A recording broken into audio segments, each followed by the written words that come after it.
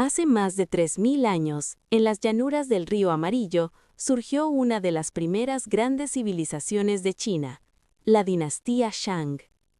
Este período, que se desarrolló aproximadamente entre el año 1600 y el 1046 a.C., marcó un momento decisivo en la formación de la cultura china.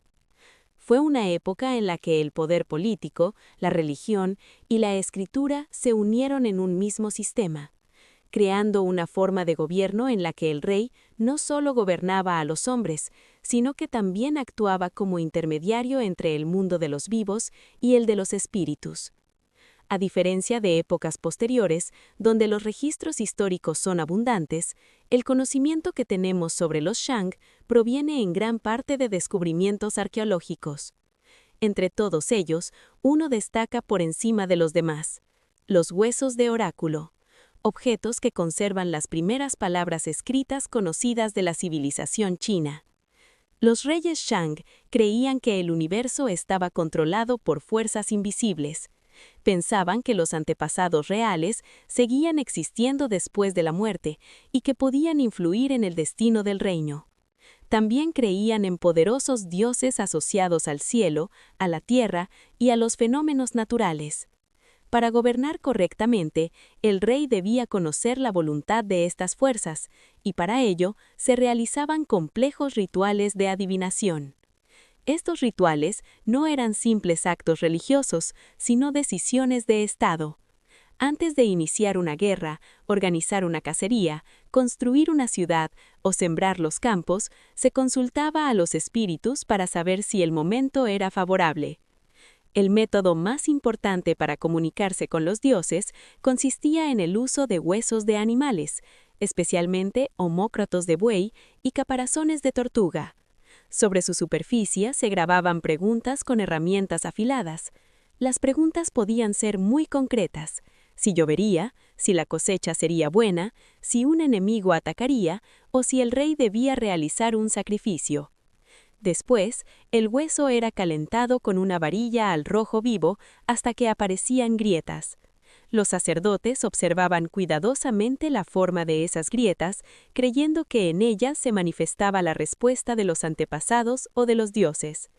Una vez interpretado el mensaje, el resultado se grababa junto a la pregunta, dejando un registro permanente de la consulta. Gracias a estos huesos de oráculo, hoy conocemos detalles sorprendentes sobre la vida durante la dinastía Shang. Las inscripciones revelan nombres de reyes, fechas, batallas, rituales, enfermedades, nacimientos y preocupaciones cotidianas de la corte. Estos textos representan la forma más antigua confirmada de escritura china, y muchos de los caracteres grabados en ellos son los antepasados directos de los caracteres que aún se utilizan en la actualidad. Por primera vez en la historia de China, las palabras dejaron de depender de la memoria y quedaron fijadas en un soporte material. La escritura no solo servía para registrar hechos, sino para mantener el orden del reino y preservar la relación entre los gobernantes y el mundo espiritual. El poder del rey Shang estaba profundamente ligado a la religión. El gobernante era considerado el único capaz de comunicarse correctamente con los antepasados reales, y por eso su autoridad era tanto política como sagrada. Los rituales eran dirigidos desde la corte y en ellos participaban sacerdotes, adivinos y miembros de la familia real. Los sacrificios formaban parte esencial de estas ceremonias. Animales y en ocasiones seres humanos eran ofrecidos a los espíritus para asegurar la protección del reino. Aunque hoy estos rituales pueden parecer crueles, para los Shang eran necesarios para mantener el equilibrio entre el mundo visible y el invisible. Otro de los grandes logros de esta civilización fue el dominio del bronce. Los artesanos Shang desarrollaron técnicas avanzadas de fundición que les permitieron crear vasijas ceremoniales, armas y objetos rituales de gran complejidad. Estas piezas no solo eran herramientas o adornos, sino símbolos de poder. Las vasijas de bronce se utilizaban en ceremonias dedicadas a los antepasados, y muchas estaban decoradas con figuras de animales míticos, máscaras y símbolos que representaban fuerzas sobrenaturales. La calidad de estos objetos demuestra que la sociedad Shang tenía una organización muy avanzada, con especialistas, talleres y un control centralizado de los recursos. Las ciudades Shang estaban protegidas por murallas de tierra compactada, construidas con un esfuerzo enorme. Dentro de ellas vivían el rey, la nobleza, los sacerdotes y los artesanos especializados, mientras que los campesinos trabajaban en los campos cercanos. La agricultura era la base de la economía y dependía en gran medida del clima y de las inundaciones del río Amarillo. Por eso las consultas a los dioses sobre la lluvia y las cosechas eran tan frecuentes. La estabilidad del reino dependía de mantener el equilibrio entre el trabajo humano y la voluntad de las fuerzas naturales. Las excavaciones arqueológicas también han revelado grandes tumbas reales que muestran la importancia del más allá en la cultura Shang. Estas tumbas eran verdaderos complejos funerarios, llenos de armas, carros, joyas de jade, vasijas de bronce y objetos rituales. En algunos casos, se han encontrado restos de sacrificios humanos y animales que acompañaban al rey en su viaje al otro mundo. Esto demuestra que los Shang creían que la vida continuaba después de la muerte y que el poder del gobernante debía mantenerse incluso en el reino de los espíritus. Las tumbas no eran solo lugares de descanso, sino símbolos de autoridad y de conexión con los antepasados. Con el paso del tiempo, la dinastía Shang se volvió más poderosa, pero también más dependiente de los rituales y de la aprobación espiritual. Cada decisión importante requería una consulta, y el destino del reino parecía estar siempre ligado a la voluntad de fuerzas invisibles. Esta forma de gobernar creó una sociedad profundamente religiosa, en la que el orden político y el orden del universo eran considerados parte del mismo equilibrio. Mientras los reyes mantuvieran el favor de los dioses, el reino prosperaba, pero si ese favor se perdía, el caos podía llegar. Hacia el final del período Shang, los conflictos con pueblos vecinos se hicieron más frecuentes. Las guerras eran registradas en los huesos de oráculo, mostrando la preocupación constante por la seguridad del reino. Al mismo tiempo, las ceremonias se volvieron más numerosas y los sacrificios más grandes, como si se intentara asegurar la protección divina frente a un futuro incierto. Esta combinación de poder militar y dependencia religiosa marcó los últimos años de la dinastía Shang. Finalmente, alrededor del año 1046 a.C., el pueblo Zhou se rebeló contra el último rey Shang. Los Zhou afirmaron que los Shang habían perdido el favor del cielo debido a su mala conducta y a su incapacidad para gobernar con justicia. Con esta idea, nació el concepto que más tarde se conocería como el mandato del cielo, la creencia de que el derecho a gobernar depende de la virtud del gobernante. La caída de los Shang no significó el fin de su legado. Su escritura, sus rituales y su forma de entender el poder continuaron influyendo en las dinastías que vinieron después. Los huesos de oráculo, enterrados sobre miles de años, volvieron a hablar cuando fueron descubiertos por los arqueólogos. Gracias a ellos, hoy podemos escuchar la voz más antigua de China, una voz que nos habla de reyes que consultaban a los dioses, de guerras decididas por señales en el fuego y de un mundo en el que la política, la religión y la escritura nacieron juntas. En esas grietas grabadas en hueso comenzó una tradición que continuaría por milenios, convirtiéndose en una de las civilizaciones más duraderas de la historia. Con la caída de la dinastía Shang alrededor del año 1046 a.C., comenzó una nueva etapa en la historia de la antigua China.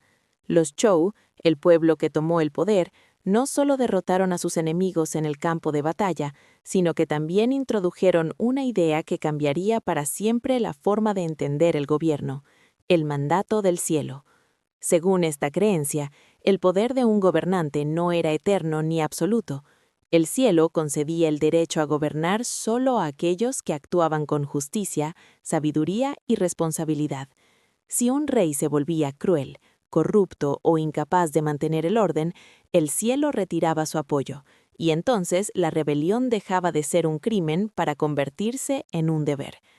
Esta idea permitió a los Zhou justificar la caída de los Shang y presentar su victoria como parte de un orden divino. Al principio, la dinastía Zhou logró mantener la estabilidad durante generaciones. El reino se organizó mediante un sistema feudal en el que el rey concedía tierras a nobles y señores locales a cambio de lealtad y apoyo militar. Durante un tiempo, este sistema funcionó. Las ciudades crecieron, la agricultura se expandió y la cultura prosperó. Sin embargo, con el paso de los siglos, el poder del rey se fue debilitando. Los señores locales se volvieron cada vez más independientes y el control central comenzó a desmoronarse. Lo que había sido un reino unido empezó a fragmentarse en numerosos estados rivales, cada uno gobernado por su propia ambición. Así comenzó un largo periodo de inestabilidad que los historiadores conocen como la época de primaveras y otoños, seguido por el aún más violento periodo de los reinos combatientes.